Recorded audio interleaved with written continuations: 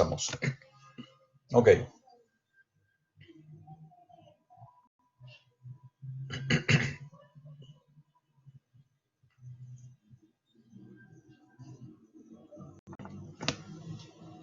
Muy bien. Ok.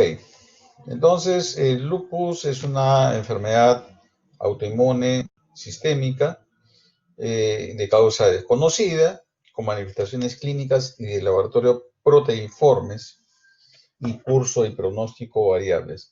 Esta definición es importante porque esta enfermedad, al tener un cuadro clínico muy variable, ¿no? El enfoque terapéutico definitivamente va a ser también variable, porque como hay diversos tipos de manifestaciones y pueden ser leves, moderadas o severas, ¿no? Y de acuerdo al tipo de órgano comprometido, pues también vamos a tener y tomar decisiones. Ok. Es una enfermedad relativamente poco frecuente. Eh, la incidencia, como ustedes están viendo en Europa, está alrededor de 7.89 por 100.000 habitantes. En Estados Unidos 23.2 y en Brasil, como ustedes ven, en 8.7. O sea, es muy variable de acuerdo a la región. Y un punto interesante de mencionar es que la incidencia por raza, ¿no? Es variable también. Y miren, en Estados Unidos, ¿no? Los negros, o sea, la raza, los afroamericanos tienen una frecuencia de casi 32 por 100.000. Estos datos son del Reino Unido.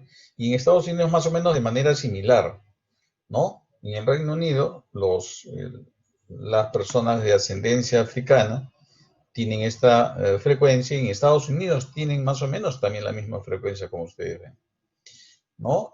Asiáticos 4.1, blancos 3.4, y en nativos norteamericanos, ¿no? Está en 30 por 100.000. O sea, la frecuencia de la enfermedad varía de acuerdo a las regiones, pero también varía de acuerdo a el grupo racial, que es un punto importante a considerar. La edad de inicio está entre los 15 y los 40 años, ¿no? Entonces, o sea, alrededor de los 30 años en promedio es que se presenta esta enfermedad. Sin embargo, el espectro de aparición de la enfermedad, pues es desde los neonatos hasta personas ancianas. O sea, realmente no hay ningún grupo etario que se salve de tener esta enfermedad, ¿no? Ok. En este gráfico, por ejemplo, vemos claramente pues que la prevalencia eh, es marcadamente clara en personas jóvenes, y el pico, por ejemplo, en Estados Unidos, ¿no? Que está alrededor de 120 por 100.000, ¿no? Es más evidentemente en mujeres, ¿no? Y en el grupo etario entre los 40 y 59 años. Pero si comparamos, por ejemplo, la prevalencia en Taiwán, llega a ser tan alta como 250 por 100.000, y el grupo etario donde es mayor el pico está entre los 30 y los 39 años. ¿Okay? Entonces la frecuencia, la prevalencia de la enfermedad varía también pues con el grupo racial, ¿no? Y evidentemente es mucho mayor, como ya sabemos, en mujeres que en hombres.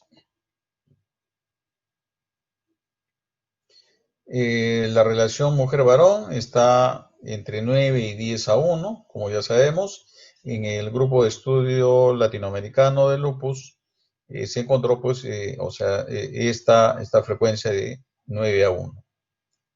En cuanto a la mortalidad, ¿no? Hacia los años 50 del siglo pasado, ¿no? La sobrevida era de menos del 50% a 5 años. Hacia los 80s y 90s del siglo pasado, vemos pues que a 5 años la sobrevida pues mejoró muchísimo, 93% aproximadamente, ¿no? Y a 10 años alrededor de 85% de pacientes sobrevivían a la enfermedad. Y este incremento, ¿no?, en la sobrevida tiene varias razones. La primera es que la aparición de medicamentos, ¿no? El uso de glucocorticoides empezó a aplicarse a fines de los años 40, ¿no? A inicio de los 50, evidentemente, ¿no? Y después pues, se fue extendiendo su uso.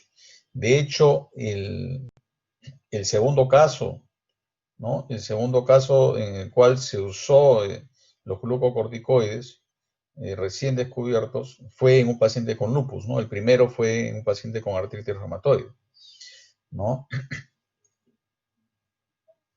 Entonces, un punto interesante actual, y es que a pesar de que ha habido una mejoría en la sobrevida, ¿no?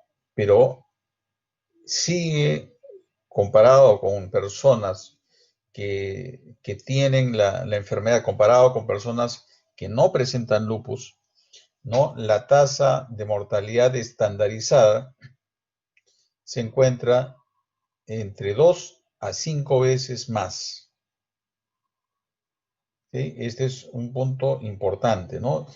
Se mueren las personas con lupus 5 veces más que las personas que no tienen lupus, aún en estas épocas. Entonces, este es un punto importante, ¿no? Todavía definitivamente tenemos mucho que hacer con respecto a la evaluación de estos pacientes y al tratamiento. Por ejemplo, es la quinta causa de muerte en mujeres entre 15 y 24 años y la sexta causa de muerte en mujeres entre 25 a 34 años. En pacientes con lupus juvenil, miren, es mucho más inclusive. Llega casi hasta 19 veces más, ¿no? Entonces, vemos pues la importancia, ¿no?, de poder identificar adecuadamente a esos pacientes y darles también pues, un tratamiento adecuado. ¿Y por qué se mueren los pacientes? Pues se mueren por la misma enfermedad, se mueren porque tienen mayor frecuencia de infecciones y se mueren también porque tienen complicaciones cardiovasculares. ¿Ok? Esas son las tres circunstancias, ¿no?, por las cuales los pacientes con lupus tienen una mayor mortalidad. Incremento en el riesgo de infecciones severas, ¿no?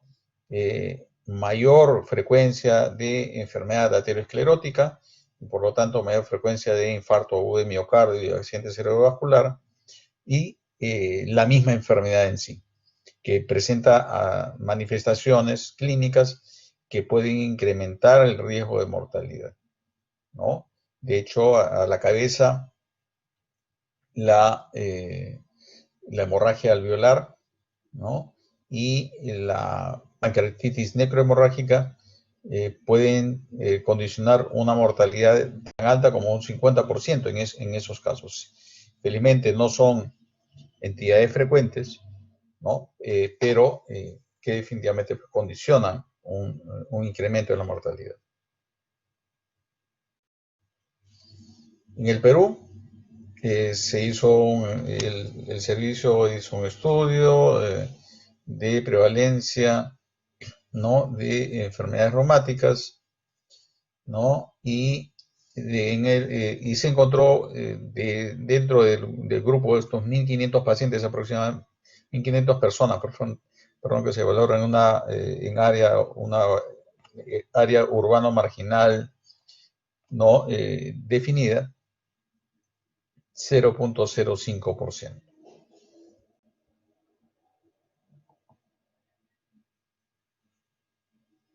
El lupus es una enfermedad en la cual hay factores genéticos, evidentemente, y también factores ambientales, en los cuales una, eh, una digamos, un factor, digamos, predisponente genético asociado a un factor ambiental va a condicionar la formación de autoanticuerpos, ¿no? El fenómeno de autoinmunidad se va presentando conforme van pues, pasando los años, a más edad, mayores procesos de autoinmunidad, ¿no?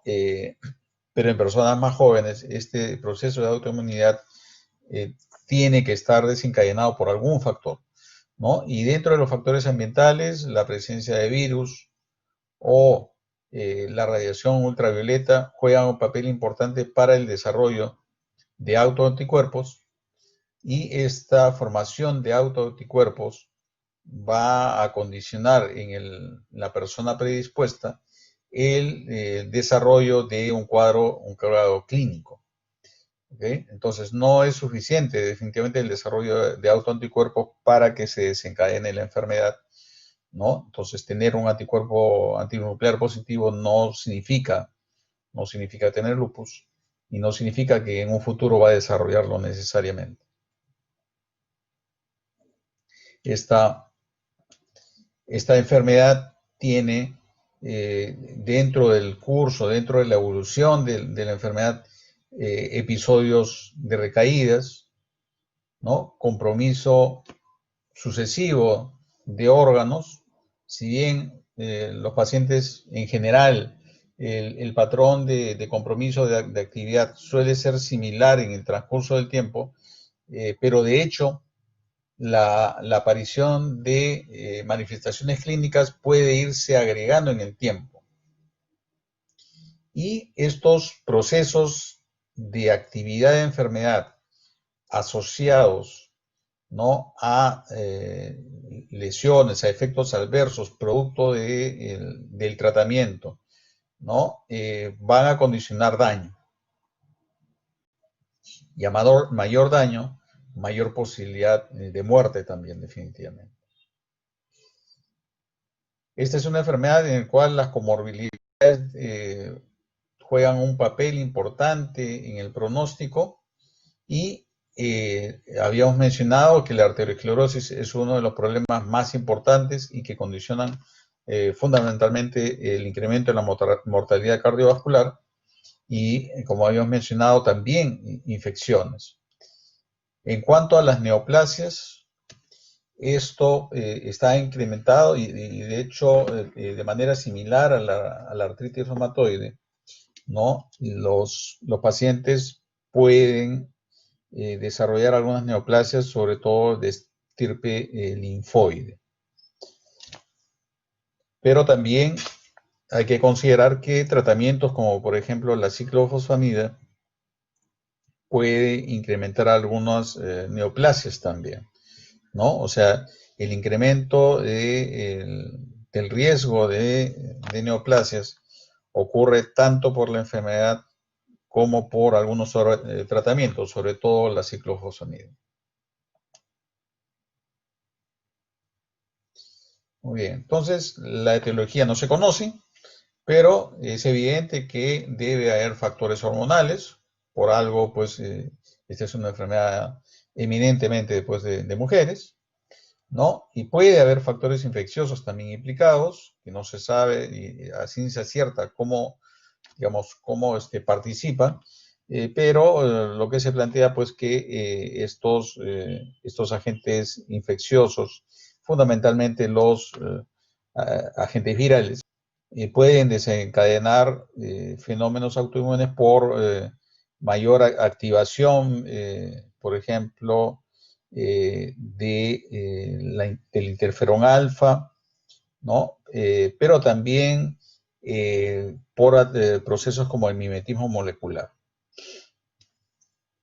Se sabe también que hay factores ambientales que incrementan el riesgo de la aparición de esta enfermedad. La radiación ultravioleta, sin duda, la cabeza es uno de ellos, y teniendo en cuenta esto, ¿no? El tratamiento con protectores, ¿no? Con fotoprotectores es básico en todo paciente con lupus.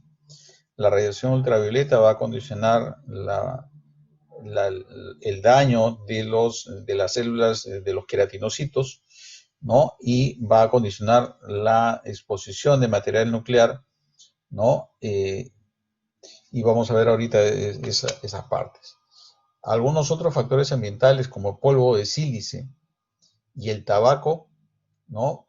Van a, digamos, están también asociados a este tipo de enfermedades, ¿no? De hecho, el tabaco no solamente pues incrementa problemas de neoplasias, ¿no? Hipertensión arterial, arteriosclerosis, ¿no? Sino también es un factor desencadenante de enfermedades autoinmunes, probablemente por la formación de proteínas citrulinadas.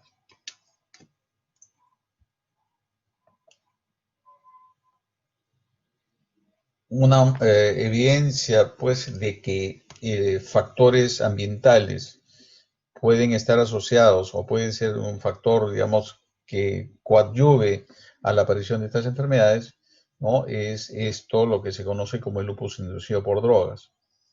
Algunos medicamentos, como los que están mencionados en el slide, van a condicionar algunas manifestaciones que son compatibles con lupus, ¿no? Fiebre, malestar, serositis, artralgias, citopenias, leucopenia, linfopenia, presencia de ANA positivo con anticuerpos antihistonas es característico de este tipo de enfermedad de lupus inducido por drogas, ¿no? Entonces, lo característico en estas circunstancias es que la enfermedad aparece cuando se inicia el tratamiento, ¿no? Y desaparece, termina cuando se retira la medicación.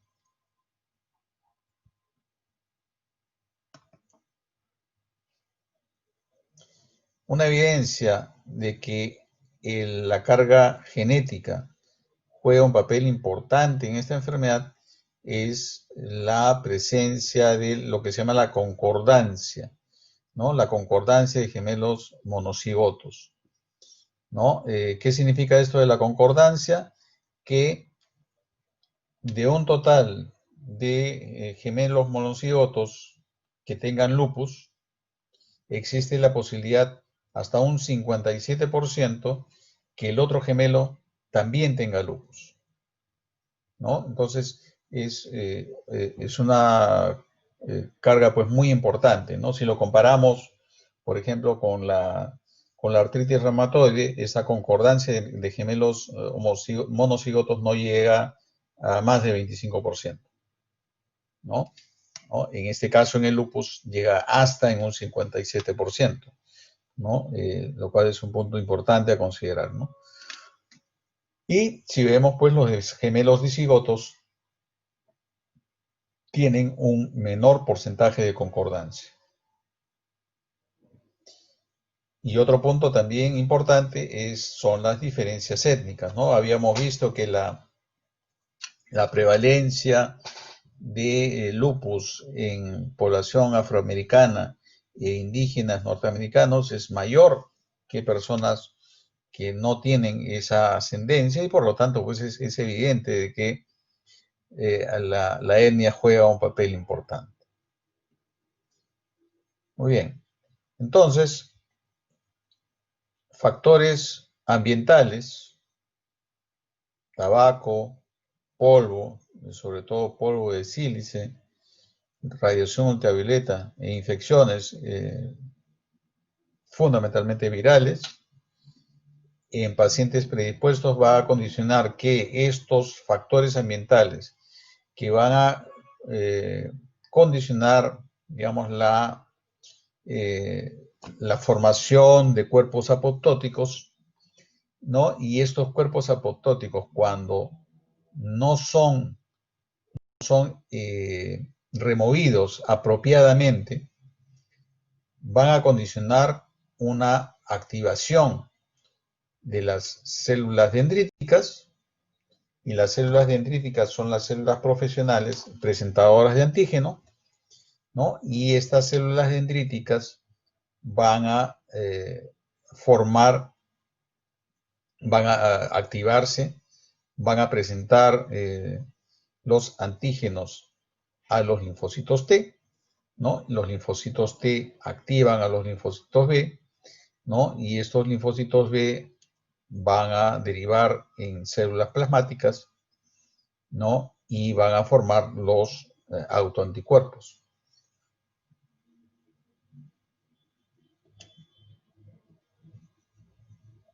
¿no? Entonces, estas células apoptóticas que no son removidas son presentadas como antígenos, ¿no? Por las células dendríticas hacia los linfocitos T, y por medio de digamos, la segunda activación, ¿no? Segunda señal, se activan los linfocitos T, los cuales a su vez activan a los linfocitos B. Estas células dendríticas activas van a producir interferón alfa, ¿no? Interferón 1, interferón alfa 1, van a activar a los macrófagos, y estos macrófagos activados van a producir mayor cantidad de interferón alfa, ¿no? Y esta mayor producción de interferón alfa va a hacer de que los mismos macrófagos estén más activos, pero también este interferón puede directamente activar a los linfocitos B para producción, como había mencionado, de autoanticuerpos, ¿no? Y estos autoanticuerpos se unen, ¿no? A estas células apoptóticas, se van a formar los complejos inmunes circulantes, activan en la cascada de complemento y producen el daño de órgano.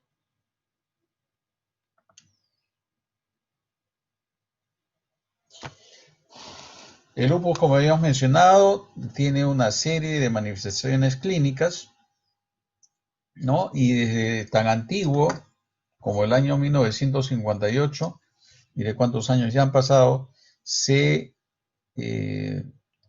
propusieron los primeros criterios de clasificación de lupus. ¿Por qué presento esto?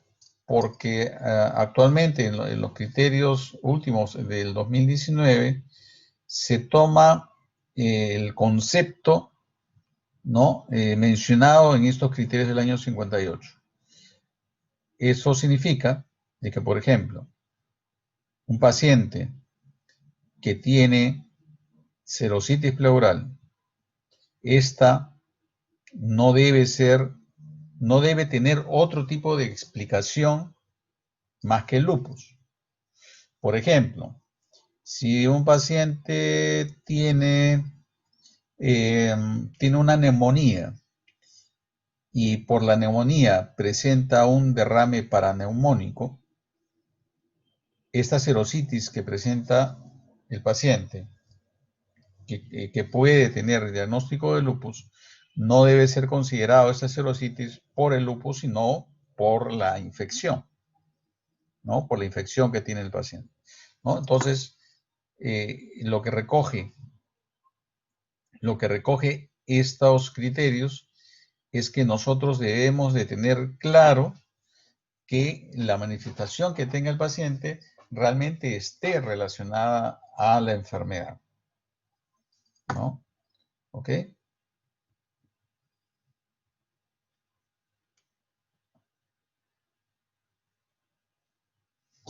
En el año 71 se crearon los segundos criterios, ¿no?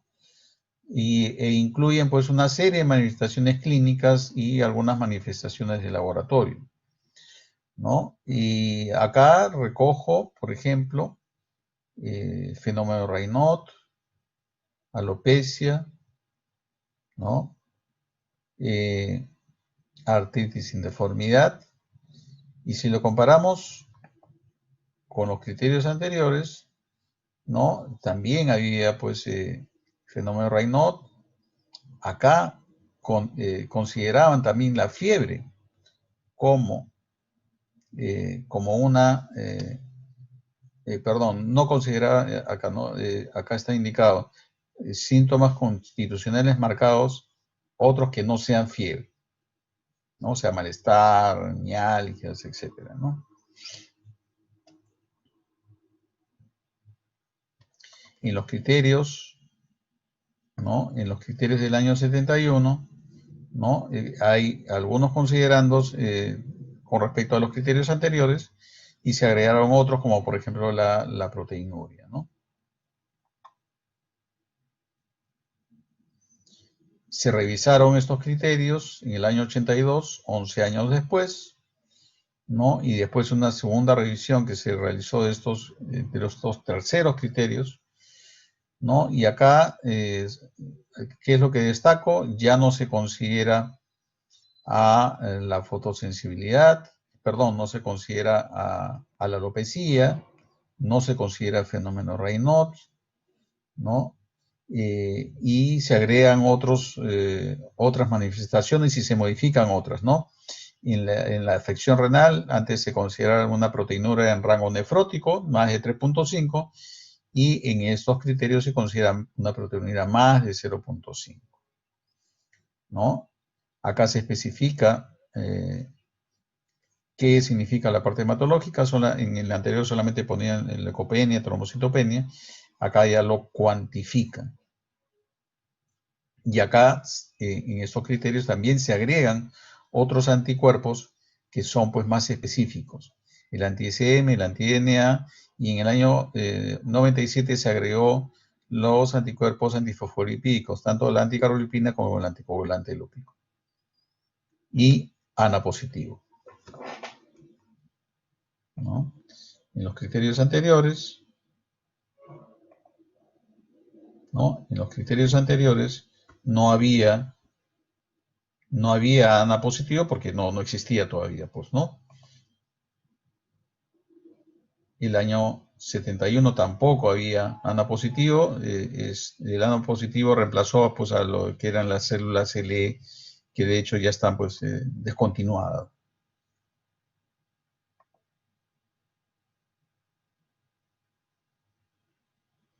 Un punto importante de estos criterios es que al inicio, ¿no? Este es un trabajo del año 84, ¿no? Que evaluó los criterios del año 82, y miren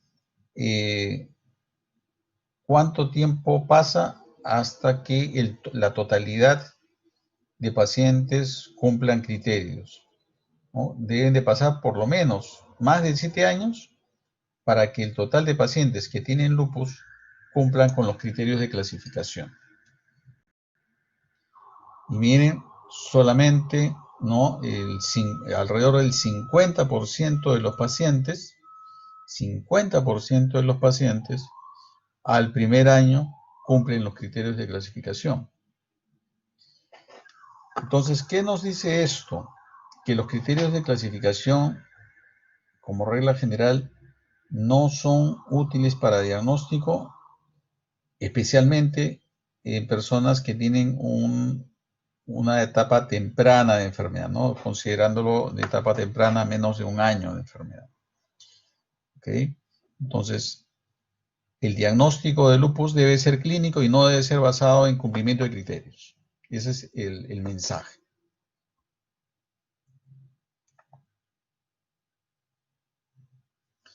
Se crearon nuevos criterios en el año 2012, y estos criterios se crearon con el objetivo fundamentalmente de que tuviera más sensibilidad, ¿no? Con una especificidad similar, ¿no? Los criterios del 2012 también pedía lo mismo que los del año 82, que hubieran 4 criterios, pero tenía que ser por lo menos uno un criterio clínico y el otro inmunológico. La diferencia es que la biopsia renal positiva con ANA o anti-DNA era suficiente para hacer un diagnóstico de lupus, de acuerdo a estos criterios del año 2002. ¿Qué otras cosas variaron? Se volvió a considerar, ¿no?, la alopecia, porque la alopecia lúpica es bastante específica, ¿no? Casi 96% de especificidad. La sensibilidad es muy baja, pero la especificidad muy alta, ¿no? Por eso se volvió a incluir dentro de los criterios de clasificación. Y lo otro es que la positividad de anticuerpos antinucleares es bastante sensible, pero la especificidad es baja, ¿no? Menos de 50% de especificidad. Eso nos está indicando que la presencia de anticuerpos antinucleares de por sí no es suficiente para hacer diagnóstico de lupus, porque hay otras entidades, inclusive personas normales, que pueden tener anticuerpos antinucleares positivos sin tener la enfermedad. ¿Qué de destacado se hizo en estos criterios de 2012? Que se agregaron otras manifestaciones clínicas que no se habían considerado en el año 82. El lupus cutáneo subagudo no era considerado en lo absoluto, y el lupus cutáneo agudo solamente estaba considerado el rash malar, pero otras formas de lupus cutáneo agudo como lupus buloso, el rash maculopapular, necrólisis tóxica, también son formas de lupus cutáneo agudo que no eran consideradas. Y el lupus cutáneo crónico solamente se consideraba el rash discoide, pero hay otras formas de lupus cutáneo crónico como el hipertrófico, la paniculitis, que no estaban considerados dentro de los criterios de clasificación. Las úlceras orales o nasales sí, alopecia, como habíamos mencionado, ¿no? Se agrega, la sinovitis se mantiene, la serositis se mantiene, compromiso renal se mantiene igual, neurológico se agregan, ¿no? Se agrega mononeuritis múltiple, mielitis y neuritis craneal o periférica. La anemia hemolítica se separa del resto de componentes hematológicos, ¿no? Y la leucopenia se mantiene igual, en menos de 4.000, pero la linfopenia se considera cuando es menos de 1.000.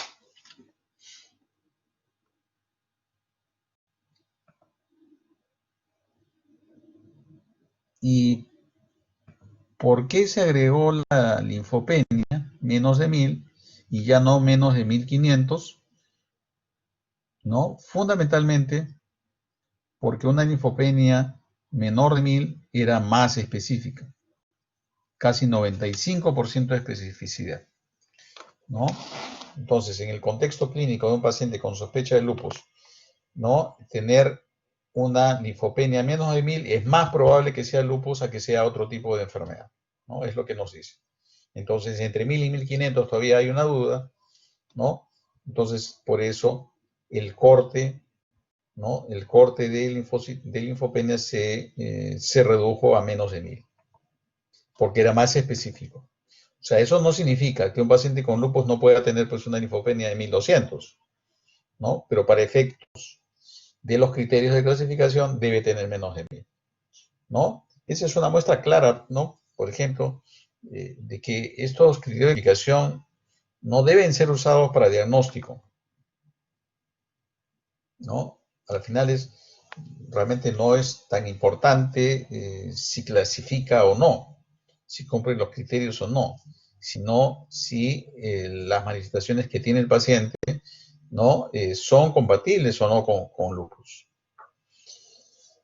Criterios inmunológicos, ANA positivo, anti-DNA, anti-IgM, ya todo lo mismo.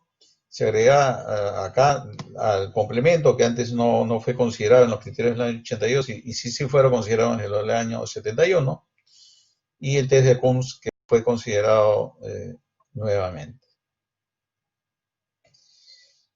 Y estos últimos criterios publicados el año pasado, miren, en septiembre justo, ¿no? Justo hace un año, ¿no? Fueron publicados estos nuevos criterios que fueron realizados con el objetivo de tratar de que ese 50% de pacientes que inicialmente no eran clasificados como lupus, sí pudieran serlo con estos criterios, ¿no? O sea, la idea era mejorar la performance de los criterios de clasificación para poder, digamos, captar pacientes que tengan menos de un año de enfermedad, ¿no? Porque ese es digamos, el global de pacientes que, digamos, que en un porcentaje importante no cumplen criterios. Entonces, para eso se hicieron estos nuevos criterios. Y acá lo que se hace es poner una puntuación de acuerdo a la molestia, al problema que tenga el paciente, ¿no? Si es de un solo componente, pues se considera ese. Pero si, como por ejemplo en el hematológico, el paciente tiene leucopenia y trombocitopenia, no vamos a poner de 7 puntos, sino solamente 4, porque se considera el valor mayor. Neuropsiquiátrico, delirio, psicosis, convulsiones, moco cutáneo, lo he indicado, y como ven, el lupus cutáneo agudo es el que tiene la mayor puntuación y la alopecia la menor puntuación dentro del moco cutáneo.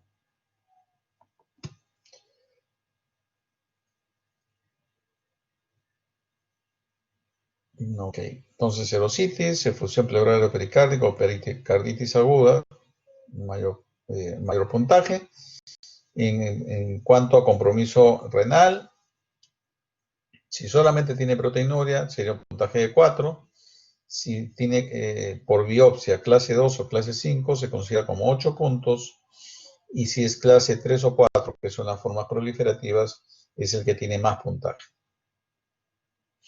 ¿no? Los anticuerpos, antifosfolipídicos, complemento y anticuerpos específicos, como vemos, son los que tienen mayor puntaje.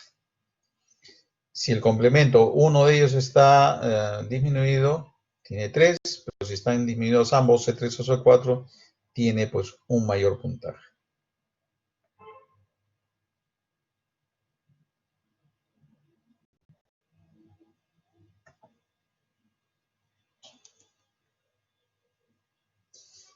Muy bien, entonces, ¿cómo se usan estos nuevos criterios? Primero, los pacientes, para que sean clasificados como lupus, deben tener anticuerpos antinucleares positivos.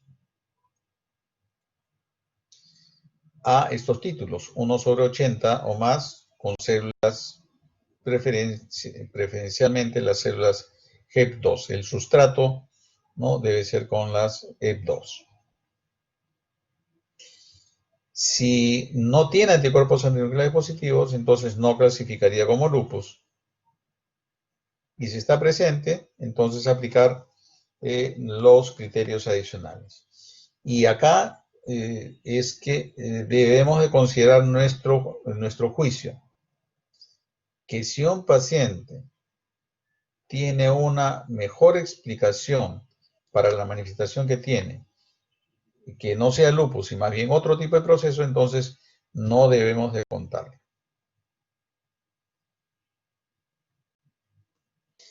Dice, la ocurrencia de un criterio en una sola ocasión es suficiente. O sea, si un paciente hace 5 años tuvo un cuadro de una poliartritis, le duró esa poliartritis 6 meses, y lo evaluamos actualmente 5 años después, y ya no volvió a tener el proceso de artritis, igual debe seguir siendo considerado como parte de los criterios de clasificación.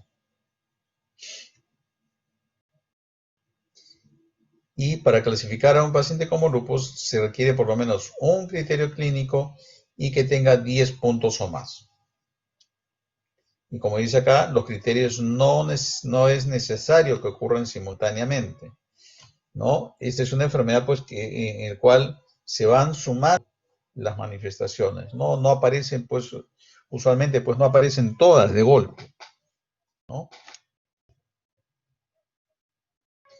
¿No? Y pues, dentro de cada dominio solamente se debe incluir la que tenga el mayor peso, ¿ok? Entonces, un paciente que tenga anticuerpos antinucleares positivos y que tenga por biopsia una nefritis proliferativa tipo 3 o tipo 4, que tiene 10 puntos, con eso, igual que en los criterios del 2012, ¿no? Es suficiente para hacer diagnóstico de lupus. No se necesita ningún otro tipo de manifestación adicional.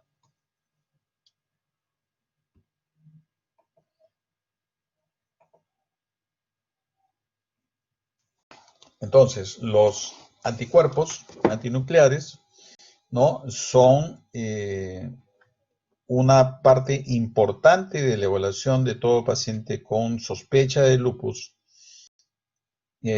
pero les hago recordar, ¿no? Que la especificidad de los anticuerpos antinucleares es baja, menos del 50%. Entonces, tener presencia de anticuerpos antinucleares no es suficiente para hacer diagnóstico de lupus. El diagnóstico de lupus debe ser clínico, fundamentalmente. Muy bien, hay diversos patrones de anticuerpos antinucleares, ¿no? Este patrón, el periférico, ¿no? Es más frecuente en los pacientes que tienen nefritis lúpica proliferativa. El patrón homogéneo es el más frecuente y también el que se presenta con más frecuencia en personas sanas, ¿no? Que no tienen la enfermedad.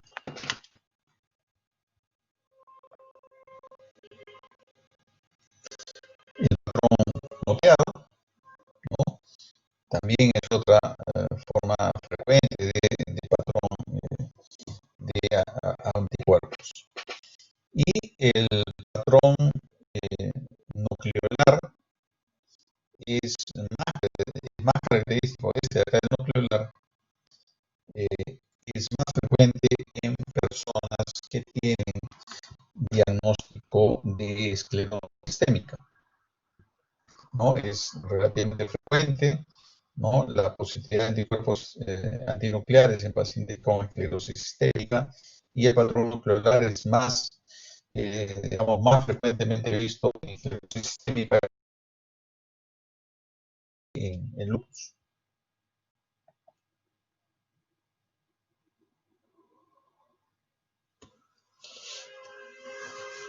La prueba de laboratorio que se vayan a solicitar, pues son muy variables, ¿no? Dependiendo de lo que tenga el paciente, pero en líneas generales, ¿no? Debemos de pedir los exámenes basales, pues, ¿no? Un hemograma, una velocidad de sedimentación, proteína C reactiva, ¿no? Obviamente los autoanticuerpos, a la cabeza los anticuerpos antinucleares, pero también los anti-DNA, anticuerpos de doble cadena y los anticuerpos extractables nucleares. El complemento también es una parte importante en la evaluación y estos pacientes, como tienen arteriosclerosis acelerada, tenemos que evaluar también, ¿no? Los factores de riesgo modificables cardiovasculares. Tenemos que ver si el paciente tiene hipertensión, tenemos que ver si tiene diabetes, si tiene dislipidemia y tratarlos apropiadamente. La velocidad de cementación casi invariablemente se incrementa en pacientes que tienen lupus, ¿no? Que tienen enfermedad activa, pero de manera curiosa la proteína C reactiva no se incrementa o se incrementa muy poco en pacientes que tienen lupus activo, ¿no? Y este es un punto importante a considerar porque pacientes que tienen lupus activo, que tienen PCR usualmente normal, y vemos que la PCR se eleva, Ese es un factor que nos puede hacer pensar que el paciente puede estar con un cuadro de una infección. El perfil lipídico es importante evaluar, como hemos mencionado, para evaluar factores de riesgo cardiovascular.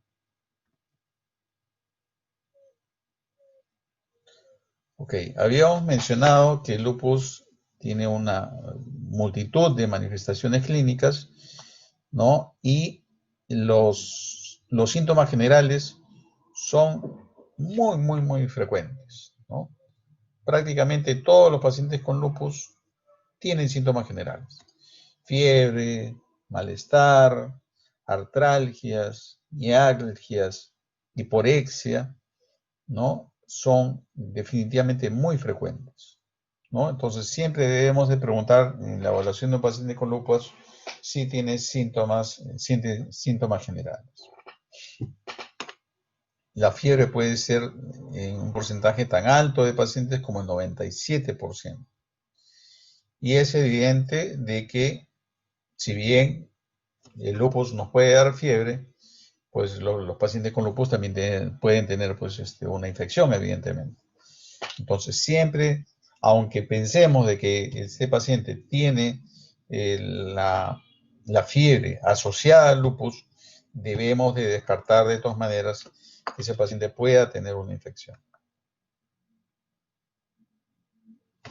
Compromiso del aparato locomotor, a la cabeza, de hecho, artritis, ¿no? Y como fue mencionado en el slide anteriores, ¿no? El compromiso articular suele tener el patrón similar a una artritis reumatoide, o sea, compromiso de pequeñas articulaciones, compromiso simétrico, ¿no? Pero la diferencia fundamental es que no produce, como regla general, daño articular severo, ¿no? O sea, no presenta usualmente erosiones, usualmente,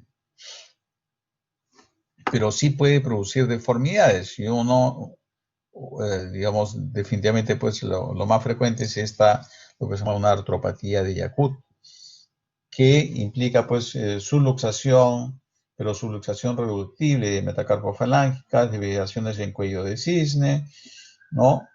Son cambios que ocurren, ¿no? Pero sin lesiones erosivas. La necrosis escéptica o necrosis isquémica ósea se puede presentar como parte de la enfermedad o puede ser pues también complicación del tratamiento, sobre todo los glucocorticoides. Puede haber tendonitis y ruptura tendinosa también como parte de la enfermedad. Puede haber miositis, o sea, una miopatía inflamatoria, pero también puede haber, evidentemente, por el uso de glucocorticoides, una miopatía esteroidea. Y como cualquier otra persona, pues puede también tener fibromialgia, ¿no? Entonces, esta es digamos, la deformidad que ocurre en los pacientes que tienen artropatía de Yacut, ¿no? Y la radiografía, pues, muestra la tremenda desviación, pero no hay evidencia de daño. Superficie y espacio articular conservados, con deformidades.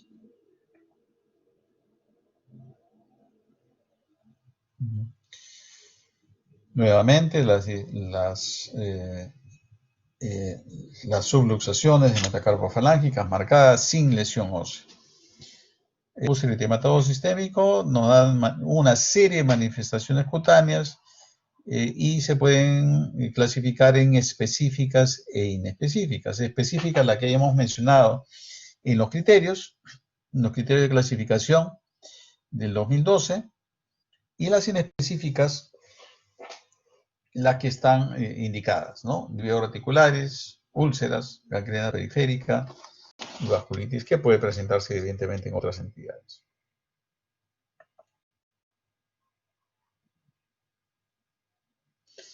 El rash malar es una forma de lupus cutáneo agudo en el cual se respeta pues el surco nasogeniano, ¿no? Y el rash es de tipo inflamatorio, ¿no? Son lesiones elevadas, ¿no? Y algunos como está de aspecto un poco circinado.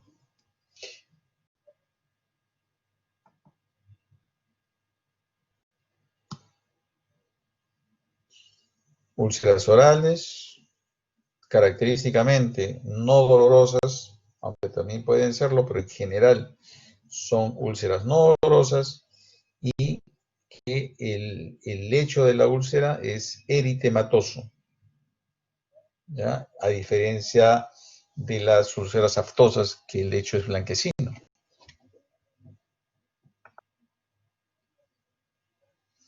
Lupus cutáneo crónico, ¿no? Lesiones cicatrizales, o que pueden localizarse pues, a nivel de la cara, pabellón auricular, en la nuca, en la parte superior del tórax, pero como ustedes ven también en la mano, miembros inferiores, a nivel de los glúteos también puede ocurrir.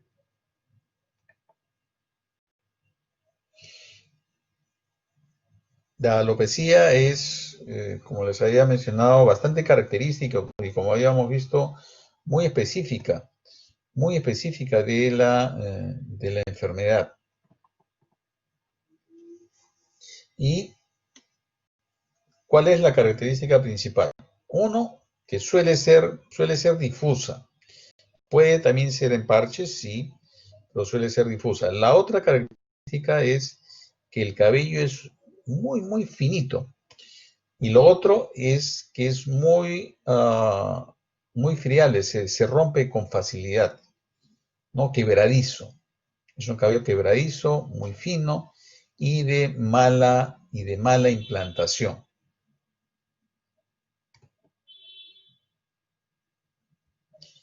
El livedo reticularis es una forma inespecífica de presentación, pero es importante reconocerlo, ¿no? Porque las personas que tienen lupus y tienen esta característica, ¿no? Del livedo, tienen más frecuencia de, eh, de síndrome antifosfolipídico de por medio.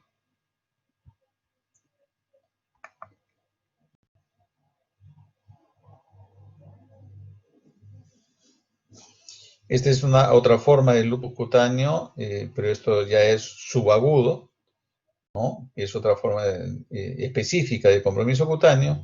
Y como ustedes ven, las lesiones son eritémato-descamativas, ¿no? Y es muy similar a lo que se ve en la psoriasis. De hecho, algunos lo llaman de forma psoriasiforme.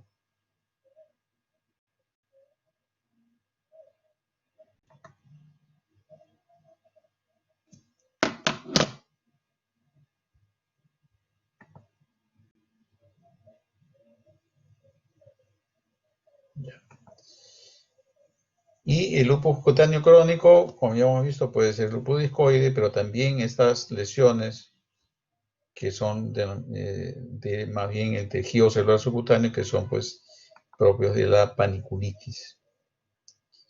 Otra forma inespecífica, las púrpuras, ¿no? Púrpura palpable, que son lesiones de vasculitis, infarto periungual, eritema, ¿no? Eritema periungual, otra forma inespecífica. Esta es una forma de lupus cutáneo crónico, la forma verrucosa o hipertrófica.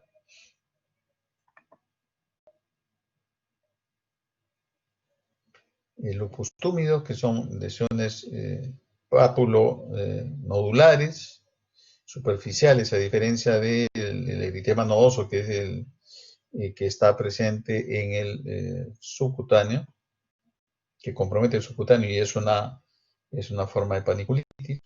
El lupus pernio, bastante parecido al el túmido, pero localizados en zonas sacrales. Muy bien. En cuanto a compromiso renal, los tipos principales de estos últimos criterios de clasificación del año 2003, ¿no? Va de la clase 1 hasta la clase 6. La clase 6 es ya la forma esclerosante, ¿no? Y las formas más severas son las tipo 3 y sobre todo pues la tipo 4. Y y son las que llevan con más frecuencia a falla renal terminal.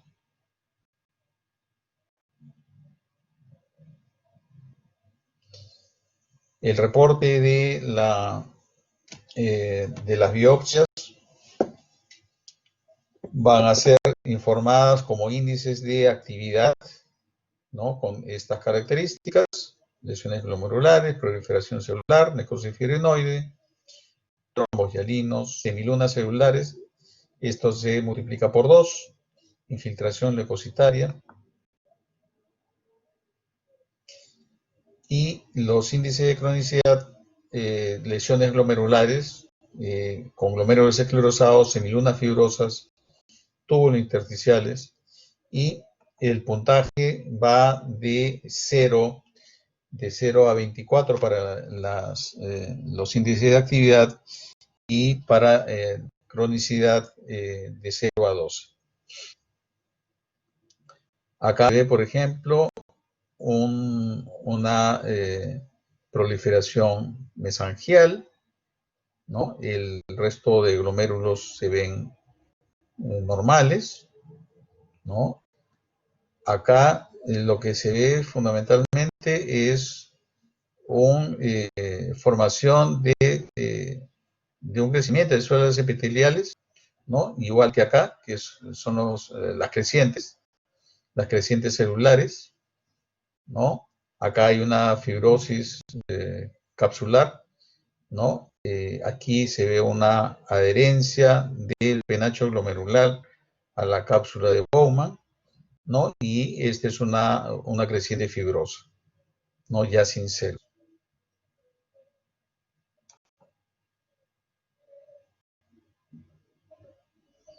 Se puede ver trombos, ¿no?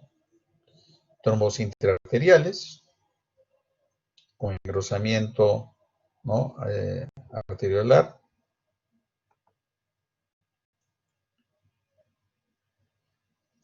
Y se puede ver lo que se llama las asas de alambre, que son los depósitos de los complejos inmunes circulantes en el subendoteliales.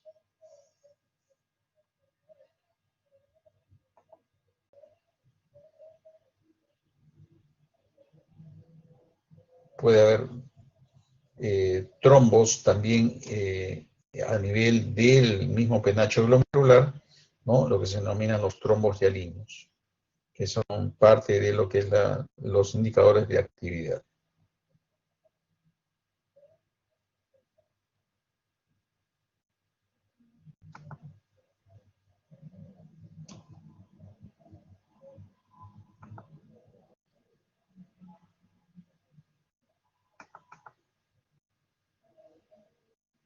No quiere avanzar esto. Ya está. Las manifestaciones. Ya. Las manifestaciones neuropsiquiátricas, hay una variedad, ¿no? No solo pues es la psicosis, las convulsiones, sino también definitivamente hay otras manifestaciones: accidentes cerebrovasculares, la cefalea lúpica, ¿no? Y característicamente la cefalea lúpica es una cefalea usualmente de tipo vascular, o sea, tipo latido, ¿no? Usualmente global, muy intensa, que no mejora con analgesia usual, o sea, paracetamol, por ejemplo, o analgésicos opiáceos.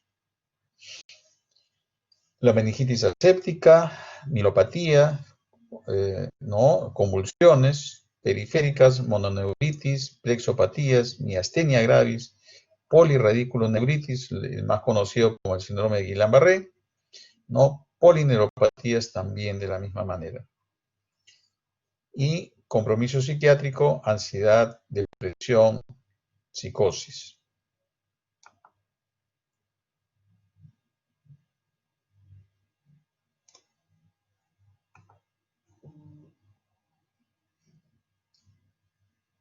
Muy bien.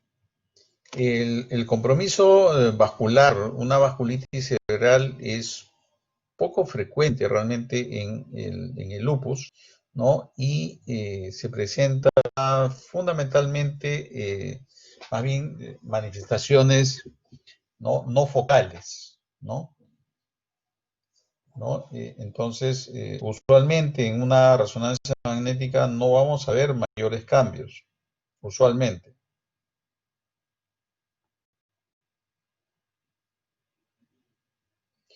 En el fondo de ojos se puede encontrar también los famosos cuerpos citoides, que no son otra cosa pues que lesiones tipo vasculitis a nivel retiniano.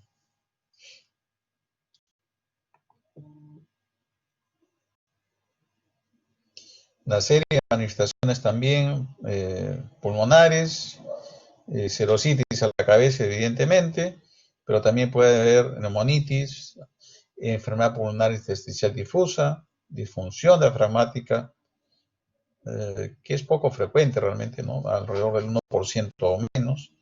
La hemorragia pulmonar, que es, como habíamos mencionado antes, una de las manifestaciones más severas de enfermedad y que conlleva una mortalidad alta de hasta el 50% de los pacientes que presentan esta manifestación. Puede haber, como ya sabemos también, compromiso cardíaco, siendo lo más frecuente la pericarditis definitivamente. Pero también puede haber miocardiopatía. Radiografías de una serositis pleural, un derrame tabicado, otro derrame, ¿no? Hemorragia alveolar, disfunción diafragmática, como vemos acá claramente, una elevación del diafragma izquierdo, compromiso hematológico, lo que ya está indicado en los diversos criterios de clasificación. Y la anemia, recordemos pues que puede ser tanto hemolítica como una anemia por enfermedad crónica. Un punto importante a considerar, como hemos mencionado también, es lo de la arteriosclerosis.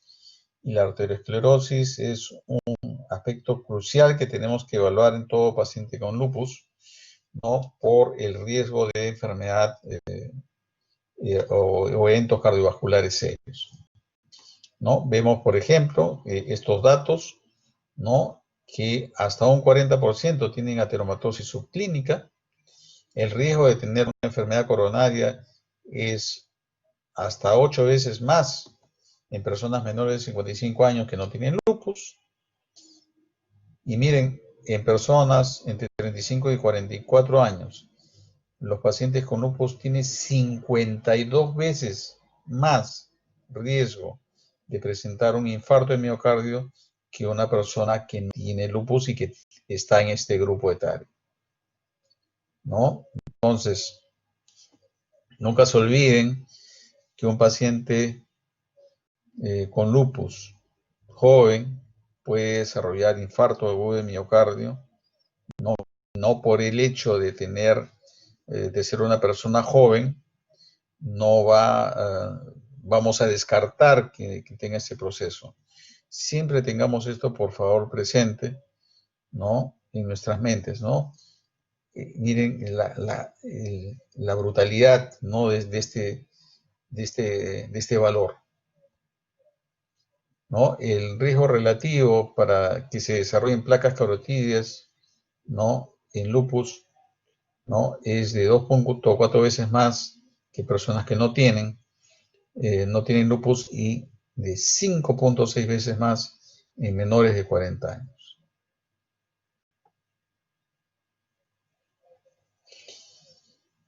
El lupus es una enfermedad fundamentalmente, pues como sabemos, pues de mujeres, y el lupus en varones pudiera tener algunas diferencias con respecto a las mujeres. Es más frecuente que haya, por ejemplo, serositis, es más frecuente que haya comprimiso renal, pero el pronóstico renal suele ser usualmente el mismo, excepto por un mayor riesgo a progresar a insuficiencia renal terminal, ¿no? Vemos que tienen los varones 5 veces más riesgo a hacer falla renal terminal que las mujeres, ¿no? Entonces, pacientes con lupus, varones que tengan nefritis, debemos de ser, digamos, más cuidadosos, un poco más agresivos, ¿no? Porque el riesgo de llegar a falla terminal es mayor. Pero como le estaba mencionando, ¿no? La mortalidad y la sobrevida, ¿no? Son similares, ¿no? Entre hombres y mujeres. La actividad de enfermedad suele ser similar y los varones pueden tener un poco más de probabilidad de daño. Sin embargo, esto no es significativo, ¿no? ¿Ok? Entonces la diferencia fundamental es que hay más erositis, tienen más frecuencia de compromiso renal y más frecuencia de llegar a falla renal terminal.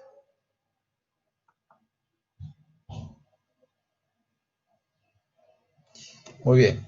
Entonces, si identificamos pues un paciente con lupus, vemos cuál es el problema que tiene, entonces, y daremos el tratamiento de acuerdo a la manifestación que tenga el paciente. Todo paciente con lupus debemos de hacer manejo de las comorbilidades, ¿no? Reducir el riesgo de infecciones, antes de que reciba pues terapia inmunosupresora, de preferencia hacer vacunación, ¿no? Dar tratamiento profiláctico en caso que vaya a recibir algún tipo de tratamiento inmunosupresor, ¿no?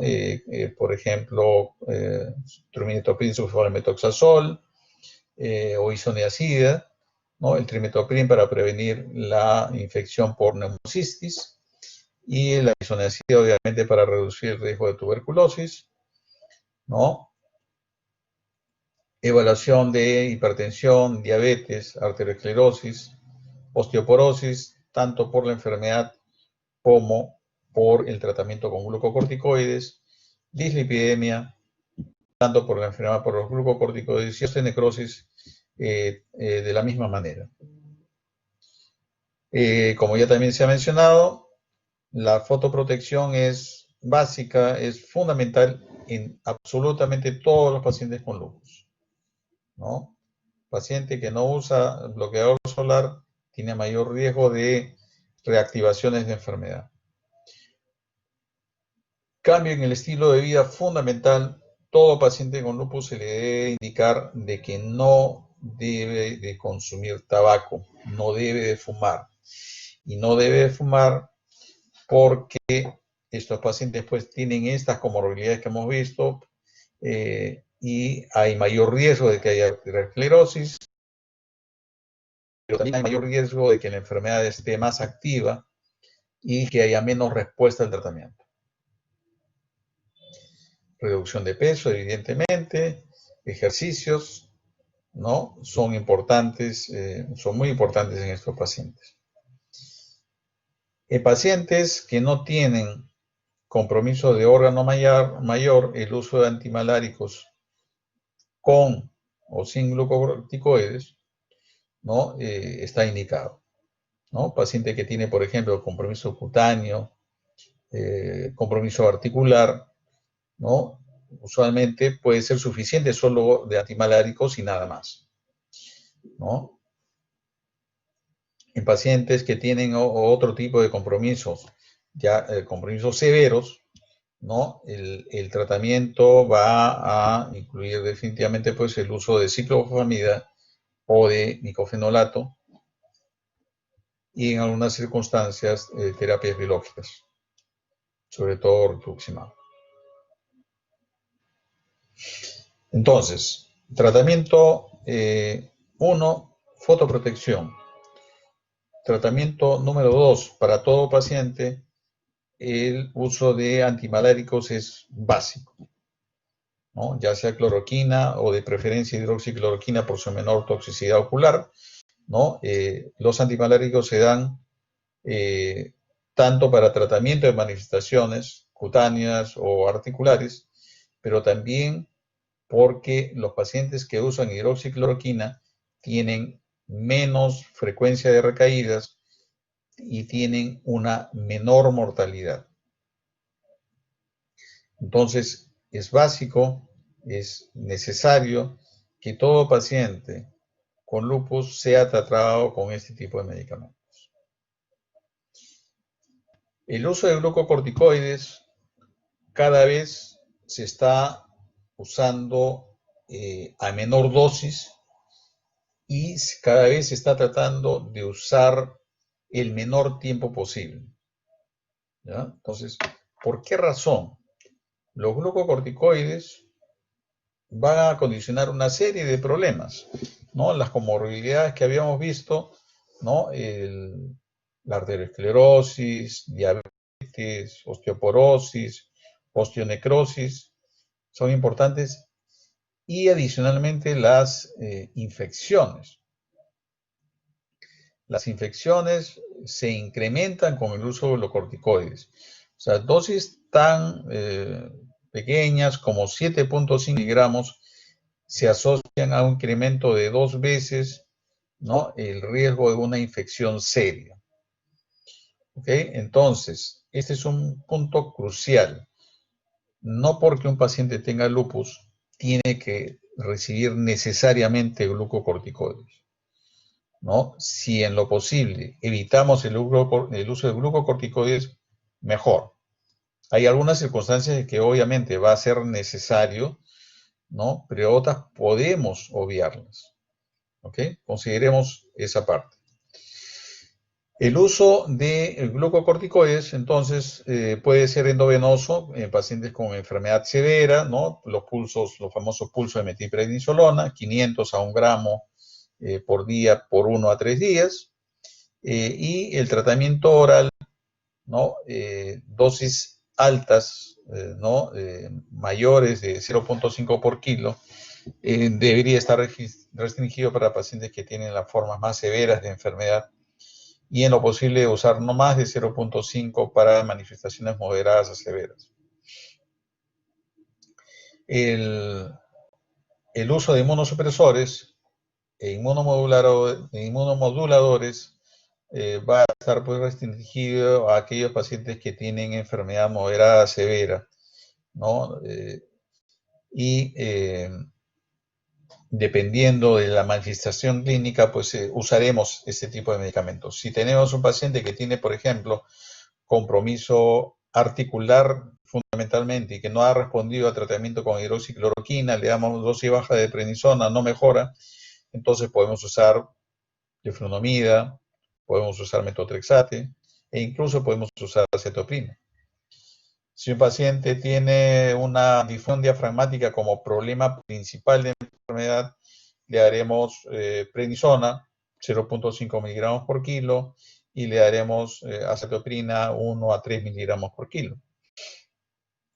Si el paciente tiene una, por ejemplo, una plaquetopenia severa, tiene menos de 50.000 plaquetas, le pondremos pulsos de dexametasona o pulso de metilprednisolona, aunque actualmente la tendencia es a usar más dexametasona endovenoso que metilprednisolona, ¿no? Y con una dosis de salida de 1 miligramo por kilo, ¿no? Y en pacientes que no respondan a este esquema de tratamiento con glucocorticoides, pues podemos usar micofenolato, ciclofosfamida, azathioprina, ciclosporina, ¿no?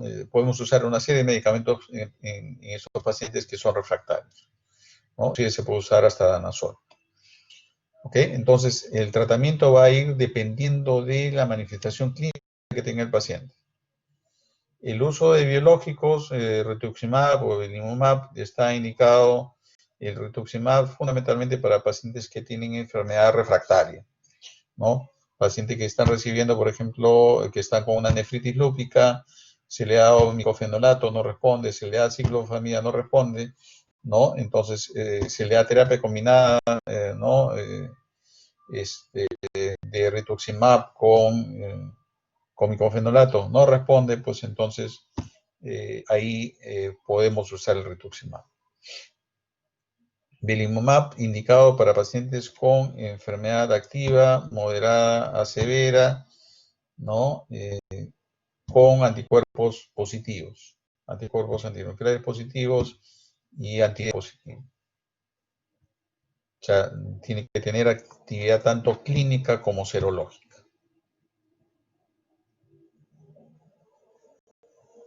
Y esta guía, publicada en 2012, ¿no?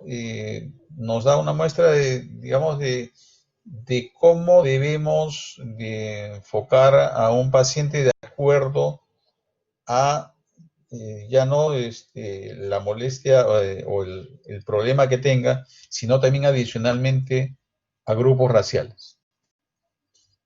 Por ejemplo, si un paciente tiene una nefritis lúpica tipo 3 o tipo 4, tenemos fundamentalmente dos posibilidades, y la tercera es rituximab en casos refractarios, ¿no? O usamos de inicio como terapia de inducción, ¿no? Y me olvidaba, el tratamiento en el lupus implica tratamiento de inducción y tratamiento de mantenimiento.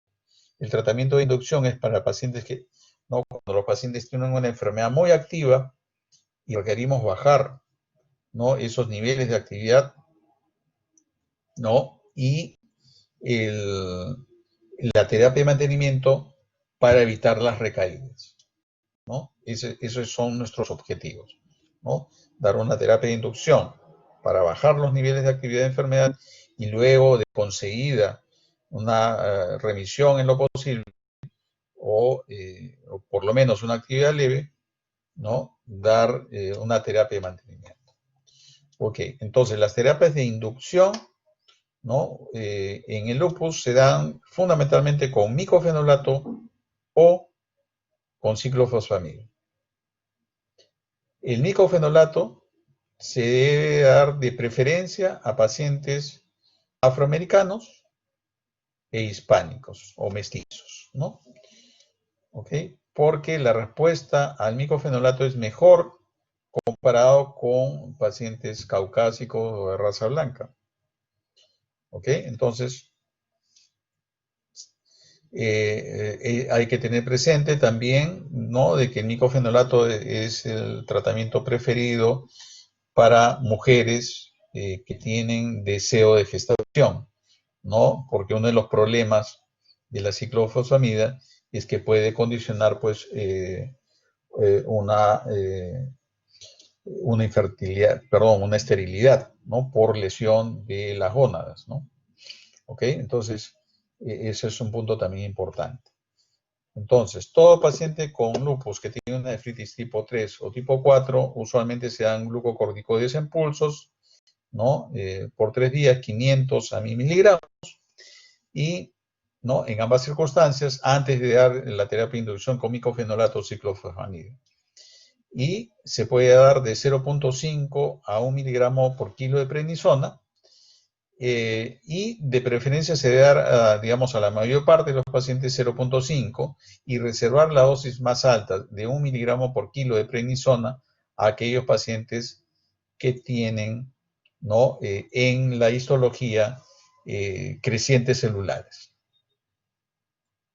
¿Ok? Entonces, acá vemos, ¿no? Dos situaciones. Uno, si el paciente es de una etnia afroamericana o hispánico, como le llaman en Estados Unidos, o mestizos, como llamamos en Latinoamérica. Y el otro es el hallazgo histológico de usar más dosis en pacientes que tienen crecientes celulares, ¿no? Y usar menos dosis en aquellos que no tienen las crecientes.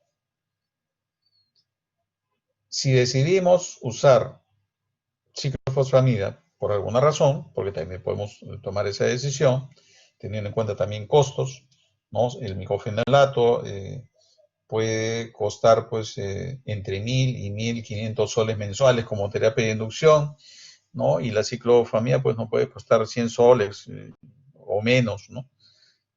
Como terapia de inducción mensual, ¿no? ¿Ok? Entonces hay una diferencia pues sustancial, ¿no? En cuanto a costos. Entonces, si decidimos ciclofamida, hay dos esquemas. Uno que se llama el esquema de NIH, ¿no? En el cual se da dosis de 500 con un ascenso progresivo de 25% hasta llegar a un miligramo por metro cuadrado, ¿no?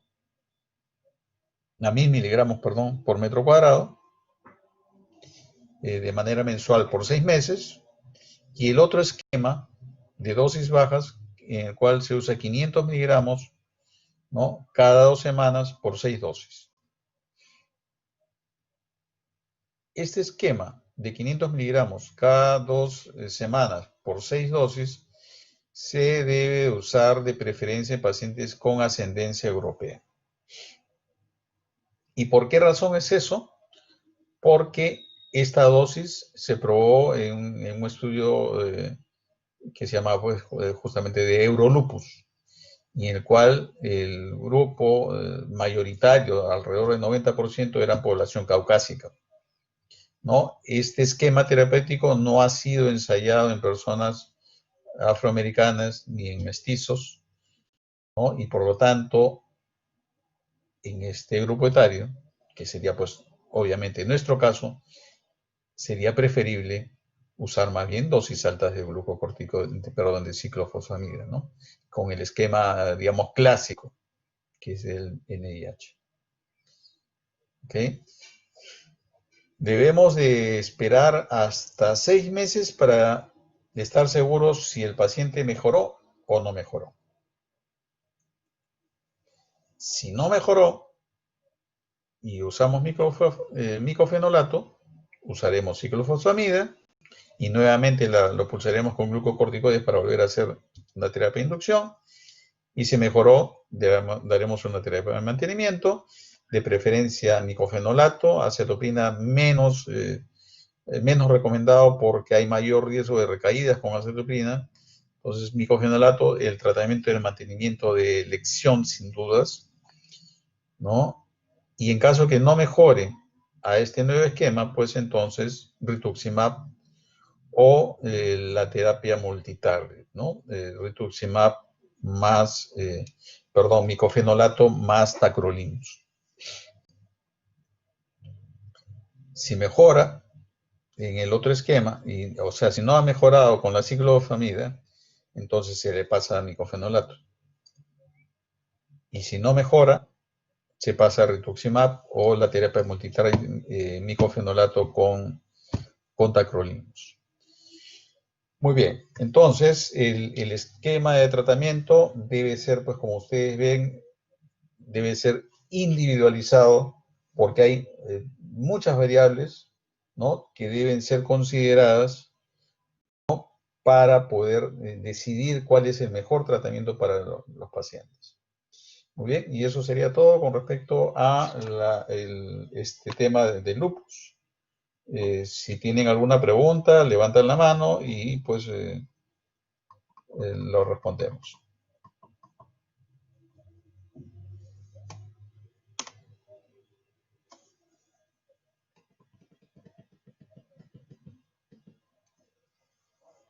¿Alguna pregunta?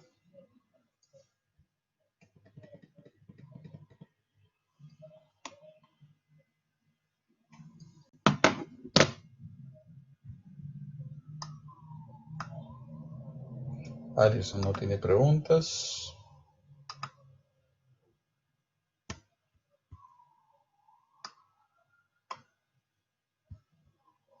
No, ninguna pregunta. Muy bien. Sí, Jaime. Sí, te escucho, Jaime. Sí, sí, doctor, buenas tardes.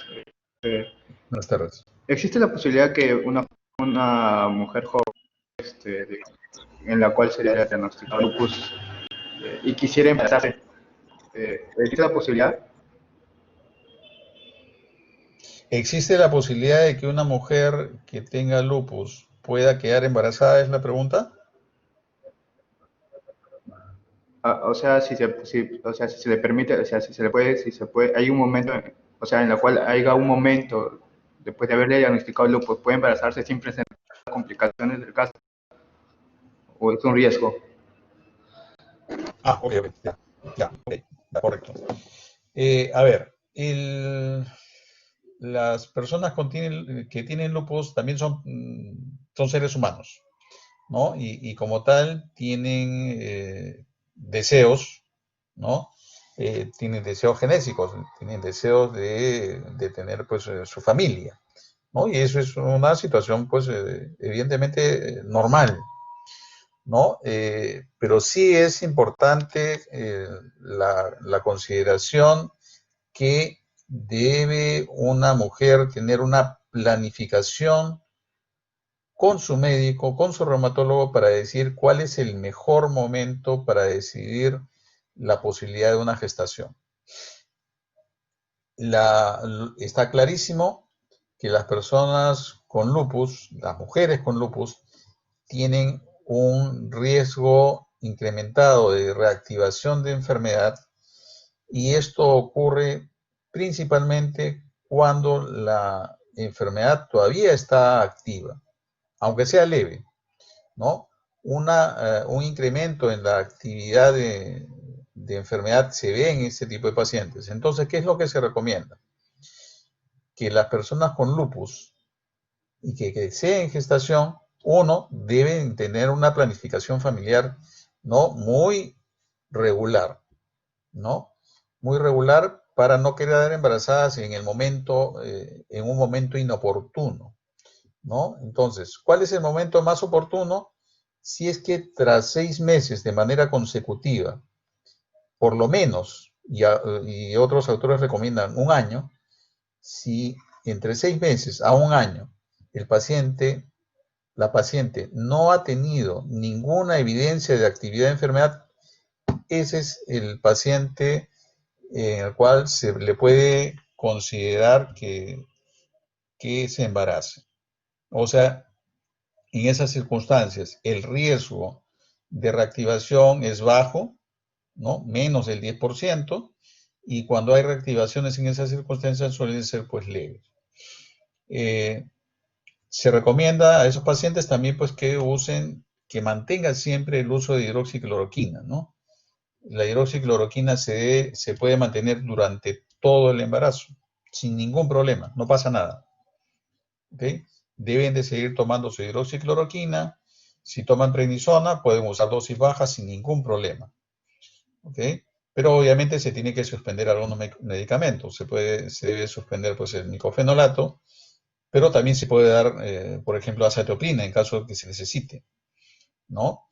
Entonces, el mejor momento es cuando esta persona con lupus tenga, sobre todo las mujeres, tengan enfermedad controlada, que estén en remisión como mínimo durante 6 meses. Después había otra pregunta. Ya, de nada. Después, ¿cuál es la dosis de micofenolato y la de ciclofosfamida? A ver, para terapia de inducción, el micofenolato se da una dosis de 2 a 3 gramos, ¿no? Usualmente empezamos con 500 miligramos 2 veces al día.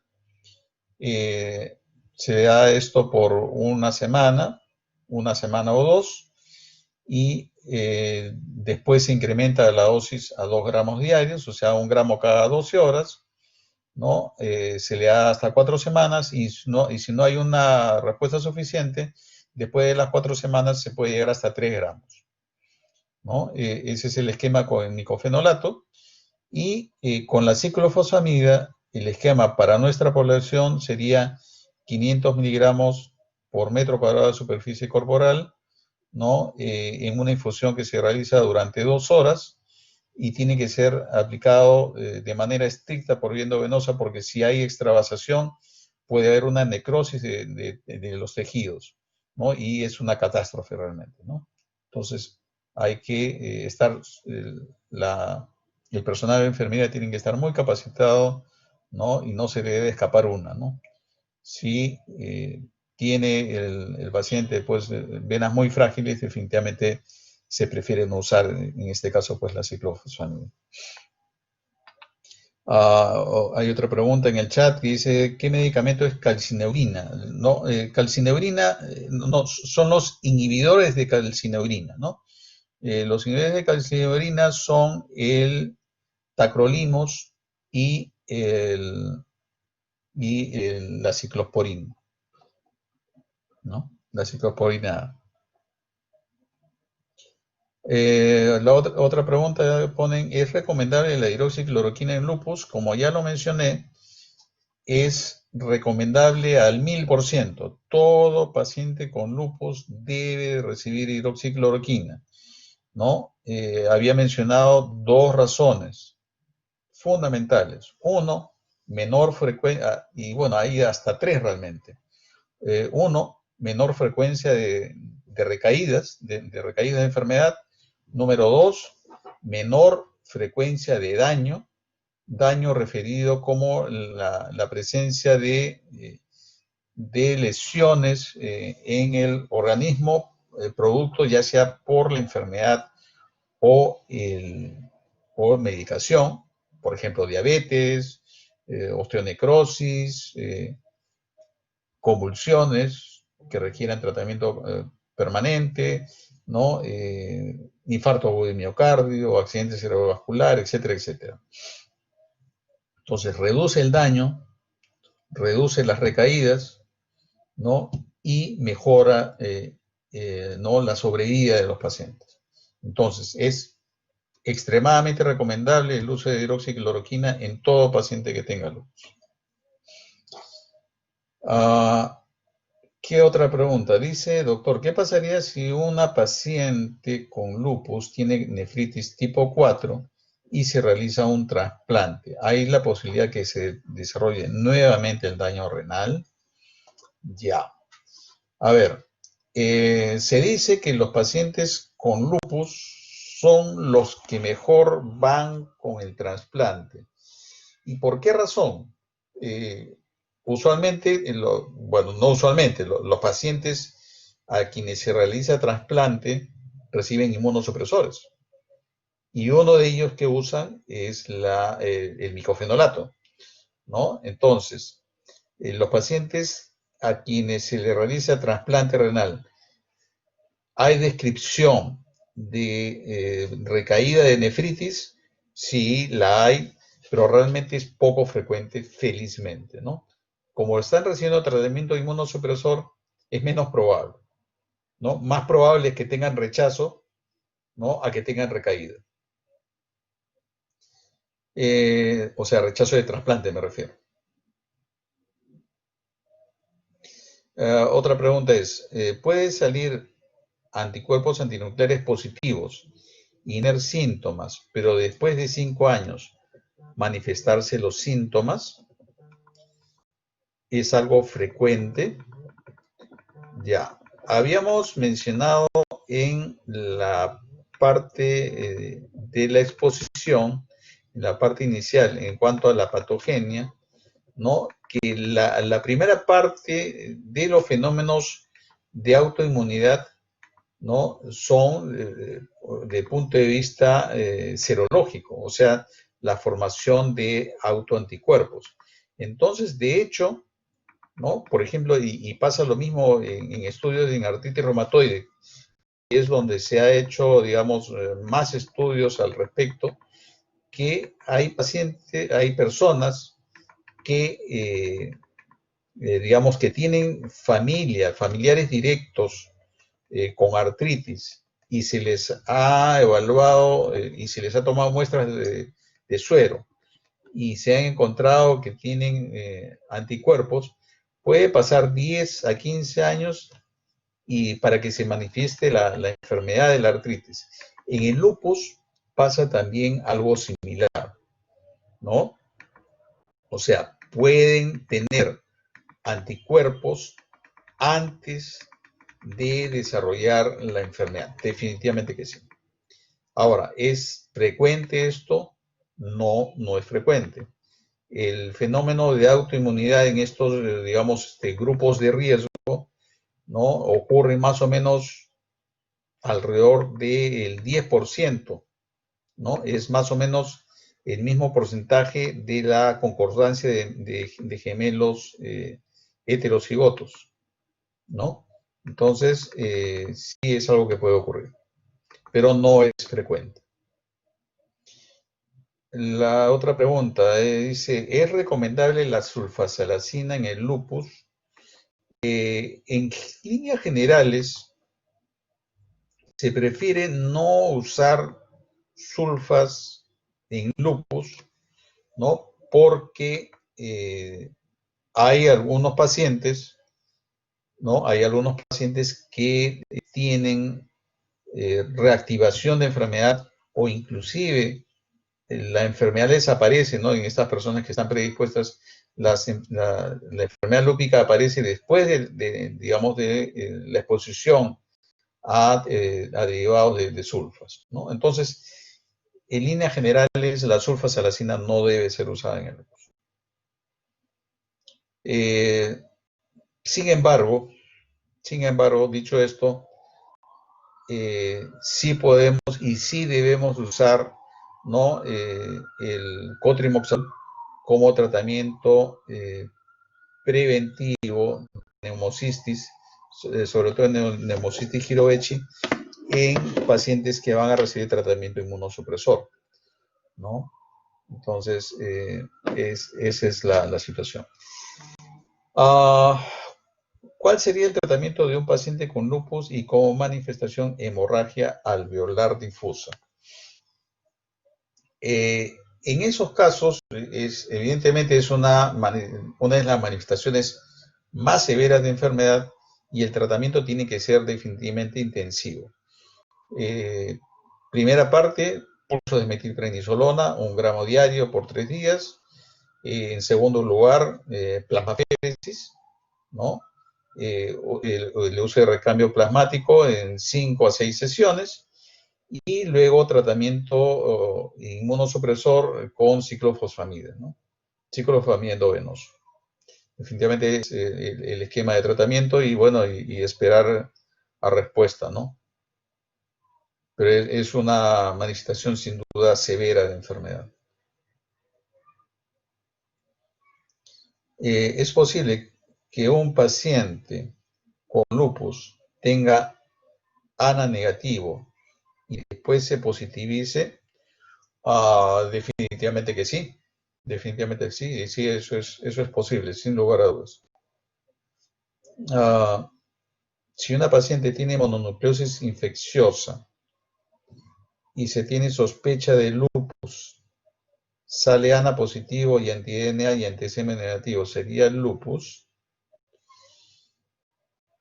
A ver, habíamos mencionado que los anticuerpos antinucleares pueden presentar, al no ser específico, se puede presentar en diversas entidades, ¿no? Citomegalovirus, Epstein-Barr, rubiola, HIV, hepatitis B, hepatitis C. Entonces, por lo tanto, si un paciente tiene mononucleosis y tiene ANA positivo, ¿no? Si no tiene otra manifestación, si solamente el cuadro clínico está relacionado a mononucleosis infecciosa, pues de hecho pues no sería lupus, sería una mononucleosis con ANA positivo y que después debería de negativizarse, ¿no? ¿Cuál es el tratamiento de la trombocitopenia refractaria a glucocorticoides? Había mencionado en el ejemplo que el uso de glucocorticoides es la terapia digamos, de elección para el manejo de la trombocitopenia, de la trombocitopenia severa, ¿no? Y si no mejora con los glucocorticoides, tenemos varias opciones realmente. Podemos darle danazol, podemos darle azatioprina, podemos darle micofenolato, ciclofosfamida en pulsos, podemos darle rituximab.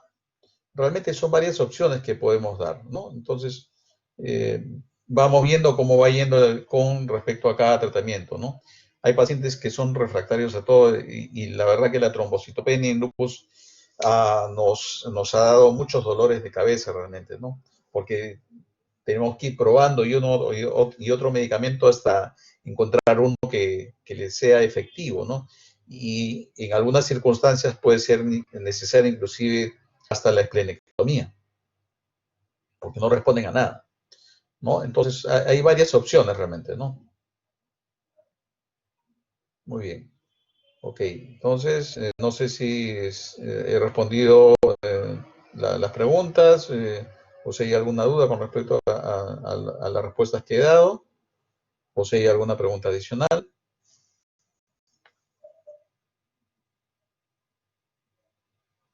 ¿No? Perfecto. Sí, Luis Antonio.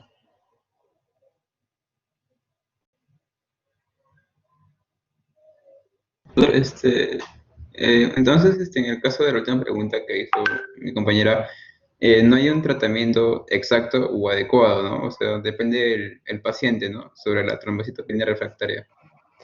Sí, pues tenemos varias alternativas realmente, ¿no? Como les he mencionado, ¿no? Entonces vamos probando, ¿no? ¿No? Vamos probando cómo va yendo con uno y con otro tratamiento, ¿no? Si la trombocitopenia es severa, una opción, digamos, previa es el uso de gamma globulina endovenosa, ¿no? Las inmunoglobulinas, ¿no? Eso nos puede ayudar, digamos, más rápido que las otras terapias, ¿no? Entonces, si, digamos, quisiéramos, digamos, especificar el segundo paso al pulso de metilprednisolona o dexametasona y el corticoide a dosis altas, el siguiente paso sería inmunoglobulina. Inmunoglobulinas más algo. Y ese más algo puede ser, como dije, pues no, acetoprina, micofenolato, ciclosporina, danazol, ¿no? Ciclofosfamida. Son varias opciones realmente, ¿no? ¿Qué hay otra pregunta? En el caso de un paciente con enfermedad autoinmune tiroidea que tiene anáposis pero no presenta síntomas, ¿puede en el transcurso del tiempo llegar a ser lupus? Sin lugar a dudas, ¿no? De hecho, los pacientes con lupus, con artritis, tienen con frecuencia otro tipo de enfermedades autoinmunes órgano específicas, ¿no? Entre ellas la tiroiditis de Hashimoto. Entonces, de hecho que sí, por supuesto que sí.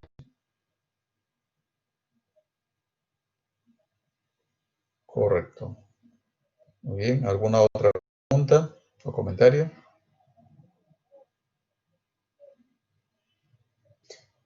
Perfecto, muy bien. Entonces, ya nos estamos viendo. Cuídense y que tengan una buena tarde.